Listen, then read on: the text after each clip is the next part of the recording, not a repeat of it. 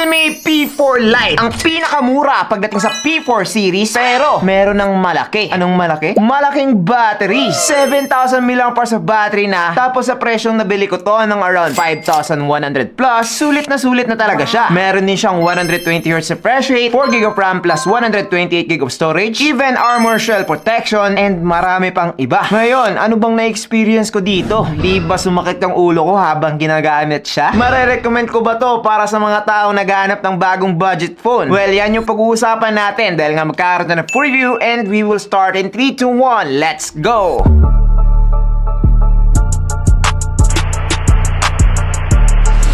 Yo, what's up guys? I'm JP and this is JTeen TV. Na, kung hindi ka pa nakasubscribe, nako po, sobrang sayang naman. Dahil nga ngayong June, meron tayong 5 phone giveaway. And sa July, mukhang iPhone giveaway na.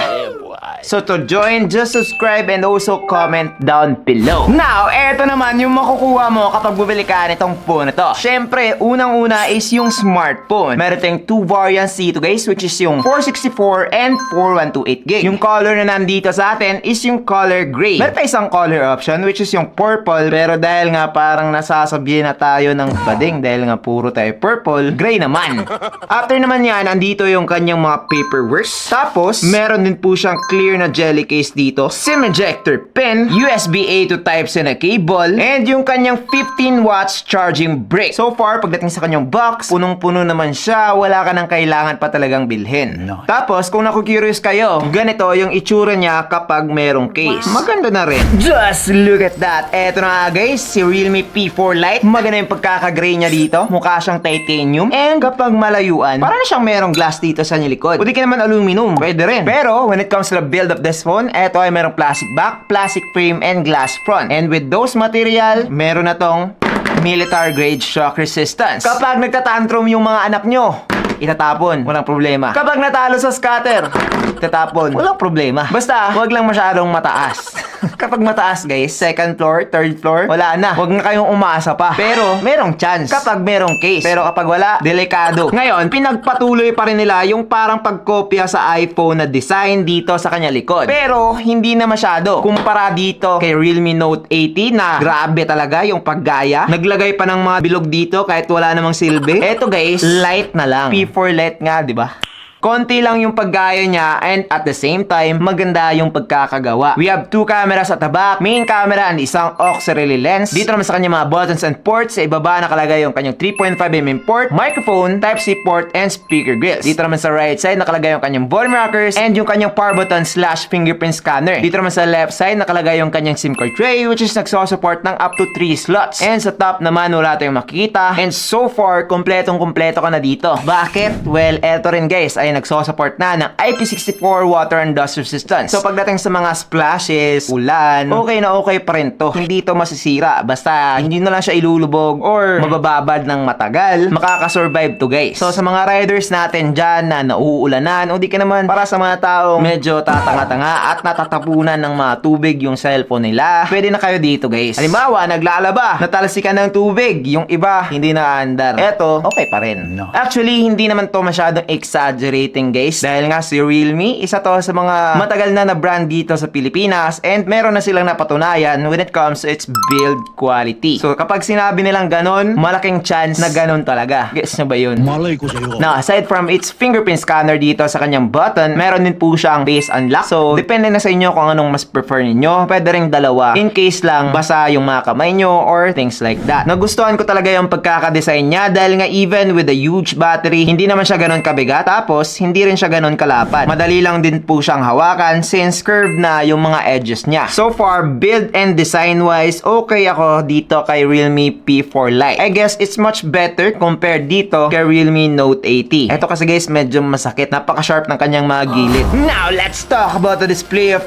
this phone. Marami na naman yung maiinis dito or magre-reklamo dahil nga bakit hindi pa rin punch hole display. Well, tingnan muna natin. Pagdating sa kanyang specs, ito ay merong 6.8 8-inch IPS LCD display with 720p HD Plus resolution and 120Hz refresh rate. Pagdating naman sa kanyang brightness, this is not the brightest display out there pagdating sa presyong ganito dahil nga up to 900 nits lang po siya with high brightness mode enabled. So para ma-achieve yun, kailangan pa ng high brightness mode. Typically, 700 nits lang po siya kapag indoor, katulad dito. So kung mapapansin nyo naman, manipis lang talaga yung kanyang mga bezels pagdating sa side and the top. Medyo malaki lang siya ng konti when it comes to the bottom part. Kaya naman, yung point ko lang dito is meron ding mga punch hole display na hindi ganito kanipis yung mga bezels pagdating sa side and top. So parang tabla lang din. Hindi ko rin siya masasabing pangit dahil nga maganda naman yung pagkaka-teardrop niya. Hindi yung parang ganun, na napakalaki. Eto guys, napakaliit lang talaga. For its camera lang talaga yung kanyang pagkaka-teardrop. So hindi siya cheap tingnan actually. And pagdating sa experience, panonood ng mga movies, videos, okay naman siya dahil nga maganda yung kanyang colors, vibrant, and meron din siyang option dito or feature na video color boost. So kapag enable mo to habang nanonood ka ng mga videos, movies, mas magbo-boost pa yung colors, mas magiging vivid, and also brighter din. Kaya naman mas maganda talaga kapag tinurn on mo tong feature na to. Now, I would say na the best thing about the display of this phone is yung kanyang 120Hz. Maraming mga phones at this price point na lag or medyo delayed when it comes to scrolling sa inyong mga social media, Facebook, YouTube, TikTok, dito kay Realme P4 Lite. Guys, no need to worry na about that one dahil nga smooth po siya. Maganda yung pagkaka-integrate na itong 120Hz dahil nga yung iba 120Hz din pero medyo lag. Eto, 120Hz pero wala na talagang lag. Paminsan-minsan lang siguro kapag sobrang extreme mong gumamit, napakabilis ng kamay mo. Dito guys, maganda talaga yung experience ko. Mabilis din naman yung kanyang touch registration dahil nga it has 180Hz touch sampling rate. So pag touch natin dito guys, nare-register siya kaagad, di ba? Mabilis. All in all, pagdating sa kanyang display, again, this is not the best or the greatest display at this price point, but sakto na to para sa mga taong naghahanap ng display na okay na rin for its price.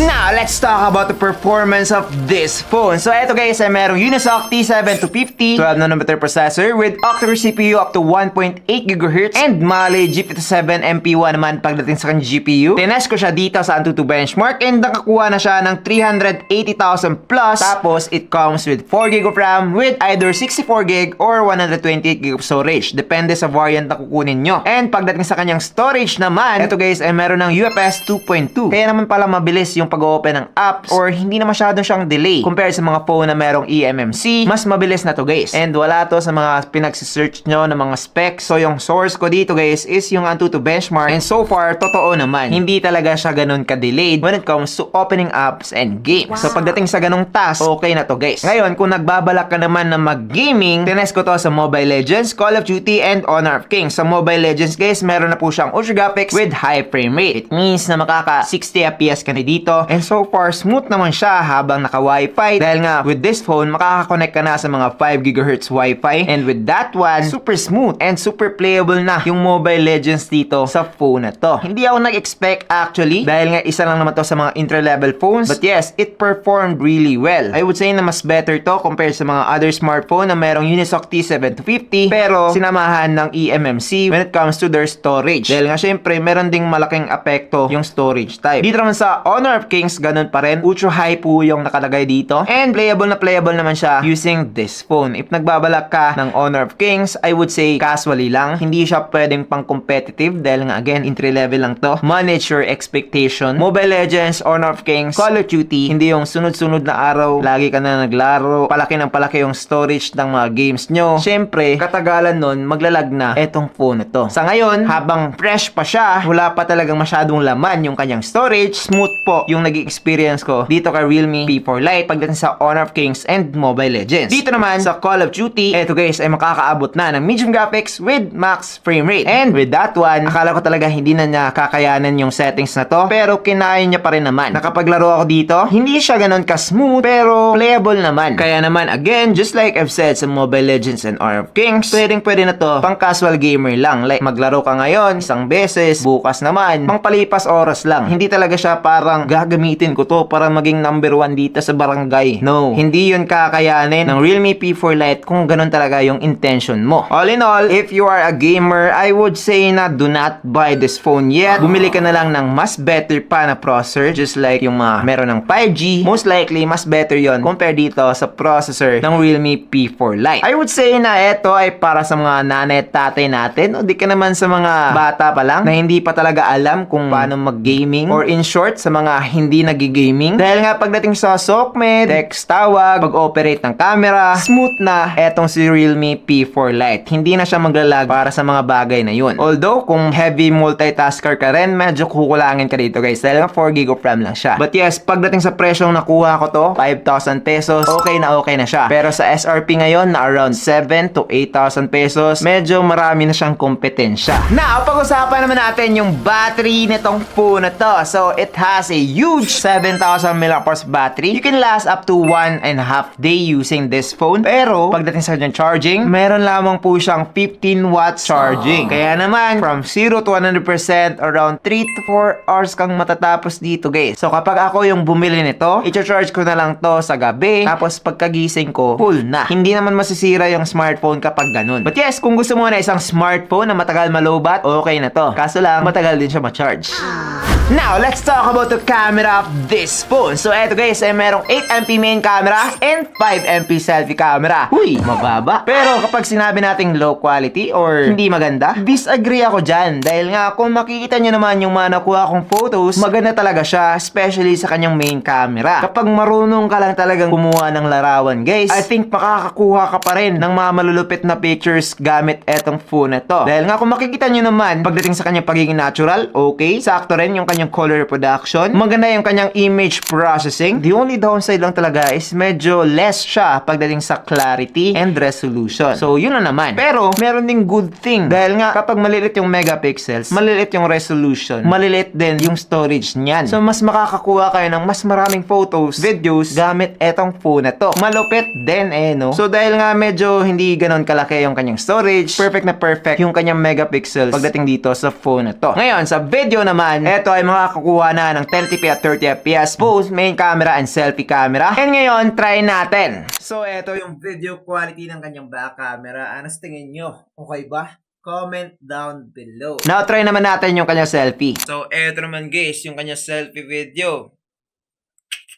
Ano sa tingin nyo? Okay ba? Comment down below. So far guys, when it comes to the video quality of this phone, I would say na hindi siya ganun kaganda. Sakto lang po siya. Hindi ko masasabing competitive siya when it comes to the camera, specifically the video. At this price point, marami pang mas maganda na option. Pero kung okay ka lang naman sa mga pinakita kong result, I would say na bumabawi naman siya when it comes to the photo quality talaga. Doon talaga siya medyo nagsashine. All in all, the camera of this phone is not its trend, pero masasabi ko pa rin hindi siya ang pinaka-worst. Marami pa akong nakitang mas pangit dito. Legit. Now, additional info na lang dito guys is that nung nilalagin ko to or ginagamit or ano pa bang tawag doon, napansin ko na palaging lumalabas na Realme C100i. What? So, parang yung system niya is nare-register as C100i. Realme C100i. Ibang phone yon. Kapag i-research naman natin yung Realme P4 Lite, sa ibang country guys, iba yung itsura nun. So, medyo confusing lang. But yes, here we go with the recommendation. Kung gusto mo na isang smartphone na matagal malobat, maganda yung pagkaka-design, matibay,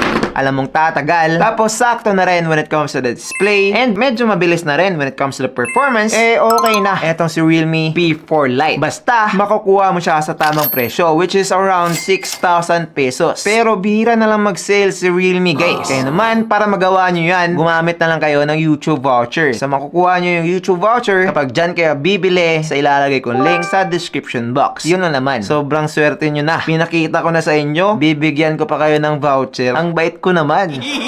But yes, that's pretty much it for this video. Again, this is not the best for its price, but it's decent na rin. I'm JP and this is JTN TV. Thank you for watching and God bless. Bye-bye.